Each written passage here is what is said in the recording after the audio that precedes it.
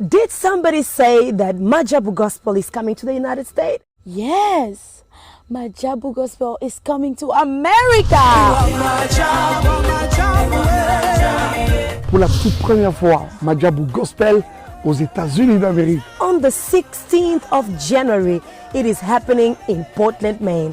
An amazing, life-changing and epic concert. Et le 23 janvier 2022, bien sûr, à Dallas, Texas. Je peux m'imaginer combien la gloire de Dieu sera présente. For 2022, it's gonna be glorious. The whole Majabu Gospel team will be there.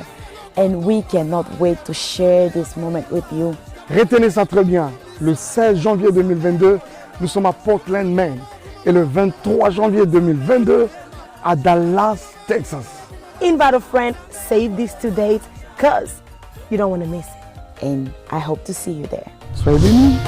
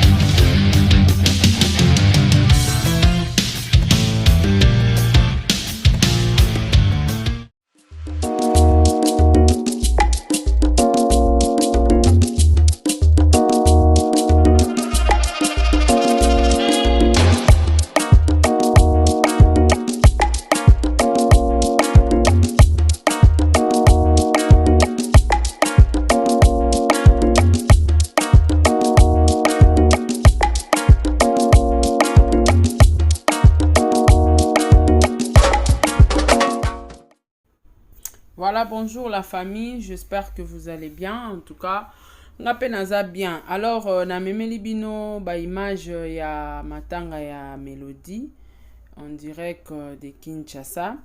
Alors, Tolanda pena na boké binyos tout. Ndenge président Elombe akendai ko récupérer corps ya Mélodie na morgue depuis Pointe-Noire. Nandenge commis présentement na Beach Ngobila ya Kinshasa. Alors voilà, merci na bande konyos tout. Oyo borolanda vidéo oyo de partout, c'était juste pour na repé sabino information. Boye bake corps ya ndeko na biso Mélodie ba kelelo to betaki ba message to pesaki na ba konjamboka nyonso ekomaki elelo corps a Mélodie eza déjà na Kinshasa. Soki ba pesi biso programme mususu tokoya kwa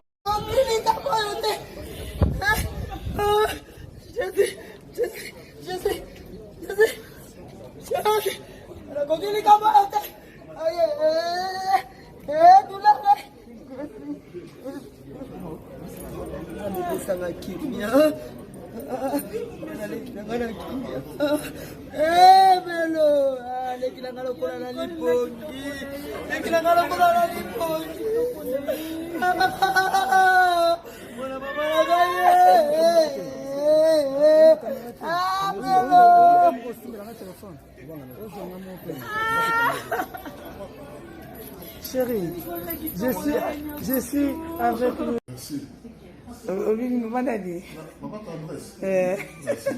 Merci beaucoup, papa.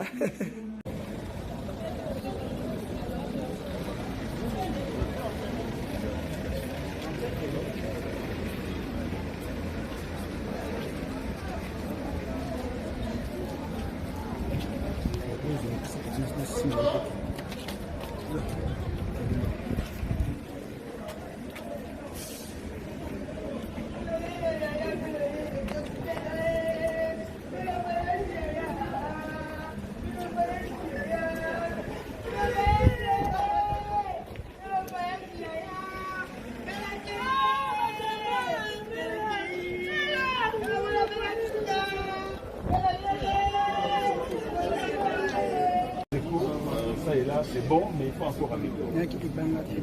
Merci Mamouka Pingawetu. Président, il y a une question. Il y a une question. d'Andrés. Il y a une question. Oui.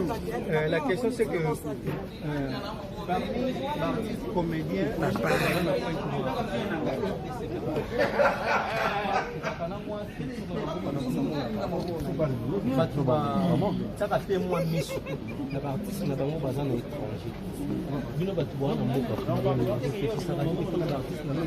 Papa, au nom des artistes de la RDC, bah remercie na geste au sali ko batela ndeko na biso place ya malamu parce que to comme ko kena ko ba lobani na suka na batutu o bazolanda na chaîne YouTube na biso ou alors TV. Et c'est présenté d'abord. Nga c'est monsieur Ngava Paul, ngana directeur awa Compiner. Et mon son a biso ka recevoir mes parents. Je sais que o ya couper beza belle sœur nangai donc on ne peut que faire que le possible que ma camion c'est les gamana. La c'est belle mingi, vous connaissez pas malamu. Merci papa. Là, tout le monde a arrivé à président Elombe.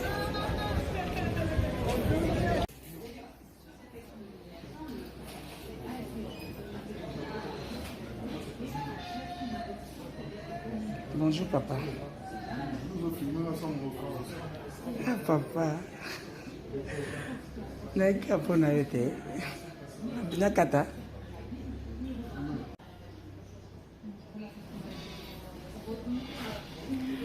Bonjour papa. En tout cas papa na Congo ya ba comédien to RDC batinga singa o merci na geste au sali koza na biso oui koza biso kuna na ngambu tiko ya na biso boy.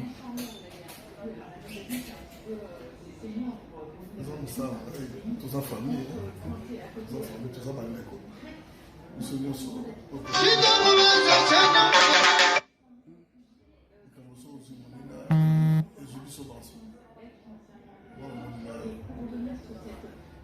En tout cas, merci papa.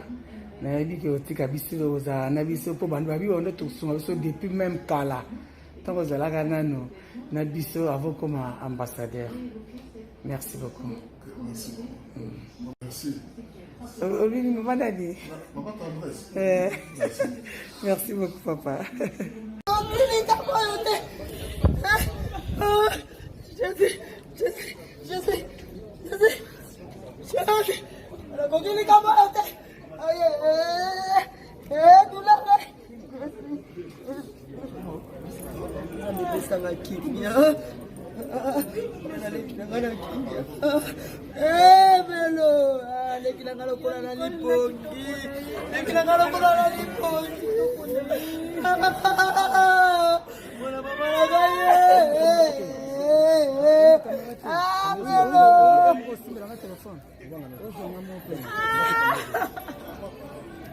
Chérie, je suis avec la délégation. Oui, monsieur.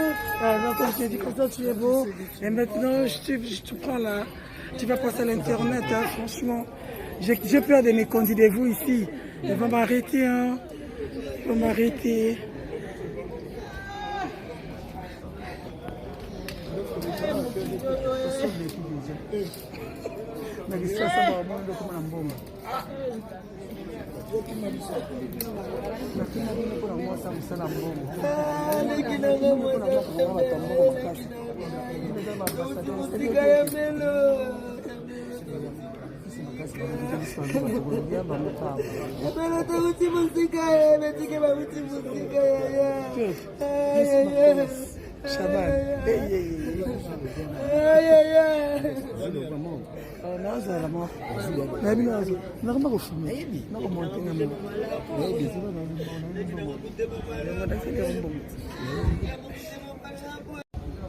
En tout cas,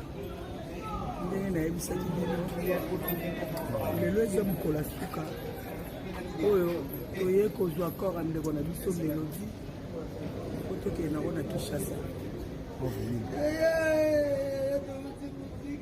koloba boye Melody, nous ne t'oublierons jamais. Mélodie, que ton âme repose en paix.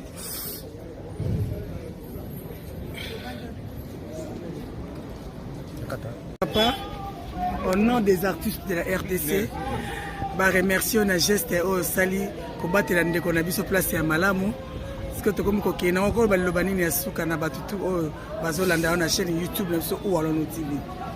Et c'est présenté d'abord. Nga c'est monsieur Ngava Paul, ngana directeur awa Compinep. Et mon son habitué de recevoir mes parents. Je suis sûr que oui, on peut faire la belle sœur Nangai, donc on ne peut que faire que le possible que ma caméra c'est les madame. La c'est belle mingi, vous connaissez pas madame. Merci papa. Là, tout le monde a arrivé à président Elombe.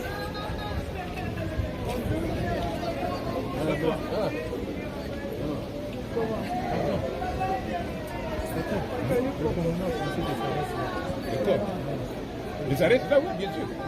Mais qui l'a amené? Non, non, ça reste là, oui. Quand le temps, quand l'hiver, ça passe. Non. Ça va, ici? Oui, oui. J'ai perdu ma belle-sœur qui était morte. Le corps est venu. Oui, hier soir. Maintenant, la thématique. Papa Elombe, bonjour. Bonjour. Ah, tout le monde est à morgue. Na biso ya Pointe-Noire.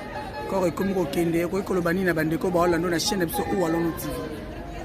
Bon, tous à Liboso bureau, il y a Papa Ngamaba, le responsable Yama. Il nous a très bien reçus, il nous a facilité la formalité Nyoso.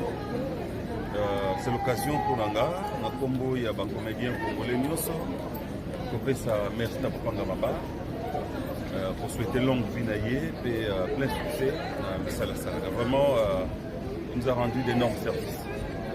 Et là, je crois que les comédiens, ressortissants congolais, au Basalaka, comédie à Pointe-Noire, c'est pour s'incliner. Parce que là, on ne sera pas baïké. Le public est déjà en aéroport, mais malheureusement, on a besoin de temps pour s'incliner. Et là, c'est pour dire que Bazolanda directement, que Toza Nanzela, il y a aéroport. Donc à 14h30, nous décollons pour Brazzaville. Et aussitôt, nous avons traversé nous autres dépôt, na Kinshasa, et pas Iwapi, les comédiens, la famille, nous réveiller. Merci beaucoup, papa. Et c'est l'occasion aussi de remercier tous les Congolais et RDC qui vivent dans Pointe-Noire pour cette solidarité, pour cette unité, pour cet esprit de vie d'ensemble. Alors, et continuer. Mais concernant le pays, ça n'a pas de cognos bazo vivre na Congo. Au Congo Brazza, ils en a Brazzaville, ils en a Pointe-Noire. Ils sont en règle na Mikanda.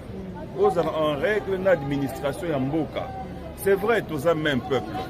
Congo, Kinshasa, Congo, Brazzaville, Congo, Bateke, Bayaka, Bangala, tous les mêmes peuples. Babembe, tous les mêmes peuples, tous du royaume Congo. Mais n'oubliez pas que l'administration est changée. Maintenant, Mundela Kabola Bisso en 1885, nous sommes en République du Congo. Qui a ses lois? Qui a ses lois? Bandeko. Boye Bissaba Obaza Awate, Bato Samibeko Yamboka.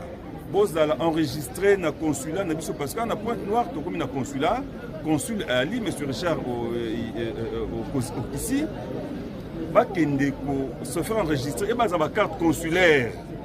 Parce que les Cambodgiens, aux Camerounais, aux Indiens, aux Zimbabwe, aux Anani, qu'est-ce qu'on va faire? La police, ce n'est pas bon. Soyez en règle. Ça montre aussi qu'on est bien éduqué, on a étudié, on est une personne moto et de quoi m'appliquer. Respectez mes Bekwamboka. Respecter le lengue bavivara awa. N'amenons pas Yamabe au Salagakuno Yanon awa. C'est comme ça qu'on va nous respecter. Vraiment, Bozan ba carte consulaire Nabino Bozala identifié. Sam Kambo Kweyaka, consul à Koya. A Benga, Papa Maba aidez-nous, police aidez-nous. Quand c'est le consul qui sollicite, ils ont la valeur, ils ont la poids. Voilà, chers frères et sœurs. Matangi aussi la leloté, token accord, tokunda lobité encore, tout ça la même gymnastique. Il y a pour cotiser les sous-sous, il y a pour Luka les sungi, il y a gauche à droite, pour tokunda ndeko dignement. Dena lobaki, mutumoko ta bomba gambo onanda kimukona okufela anakunda. Donc c'est des choses qui nous arrivent brusquement. Alors on a ndenge les bantou to vivaka, liboko na liboko, to aussi c'est les camonios. Encore une fois merci à vous tous et botika en paix. Vraiment, toujours mon accord à mélodie.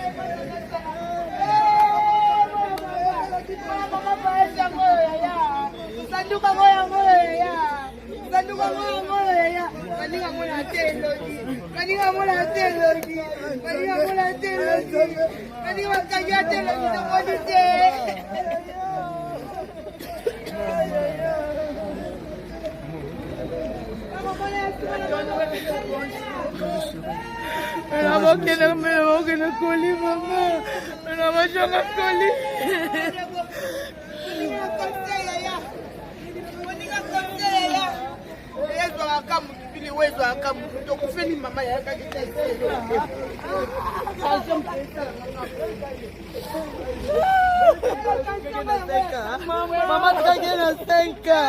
Sauti musikale kila kaye.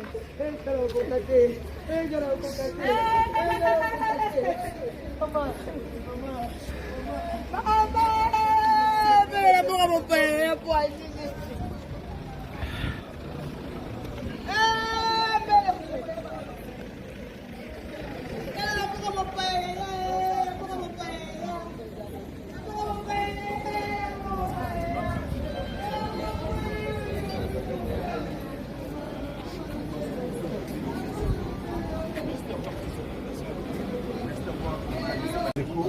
Ça et là, c'est bon, mais il faut encore améliorer. Merci Mamouka Pingawetu. Président, il y a une question. Il y a une question. D'Andrés. Oui. La question, c'est que parmi l'artiste comédien,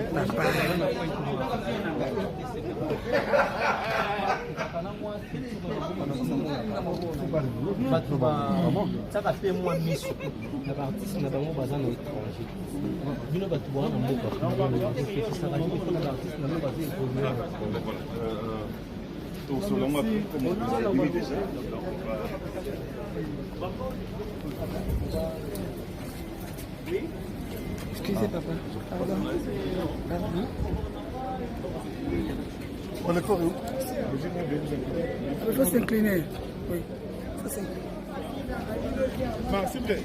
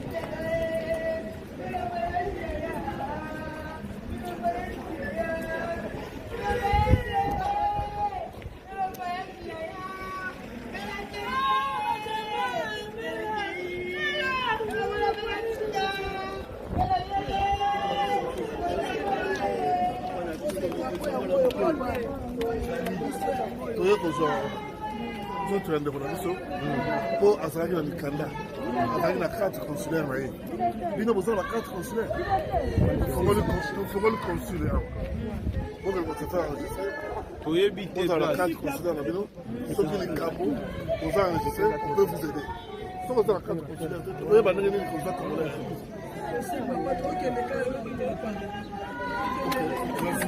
Voilà, merci Nzamba Pambalopa. Bandeko, ambassadeur a s'impliqué totalement au Tokoma dans le Cambo.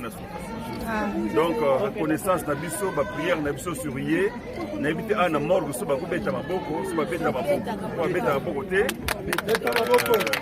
Moi, merci Naye, merci Naye. Donc, bien que vous ayez à Bossani Binoté, a dit que le peuple n'est pas dans la pointe noire. Ici, voilà, Haïti.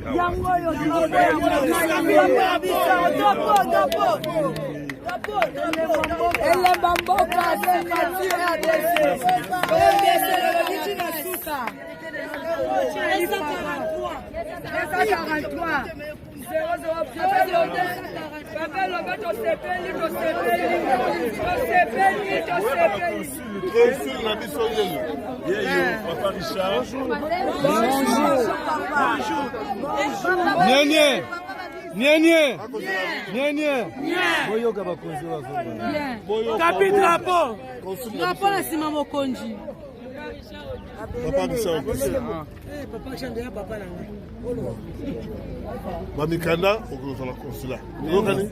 Na bokelo koni komisa déjà kuna baye babino. C'est pour que les cambo.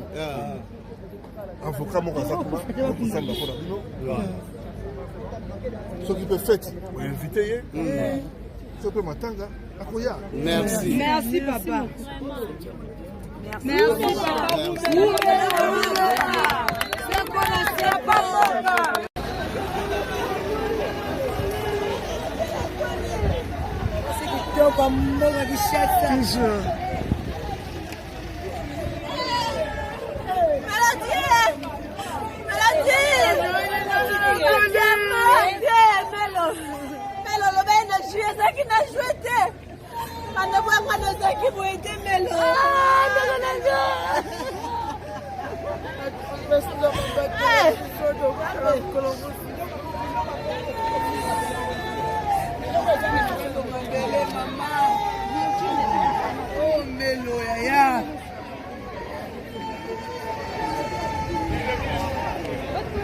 Baba baba. Ok, pas aéroport. Ok, l'aéroport. Na kota. Maman a toujours qu'il y a une mélodie dans la morgue.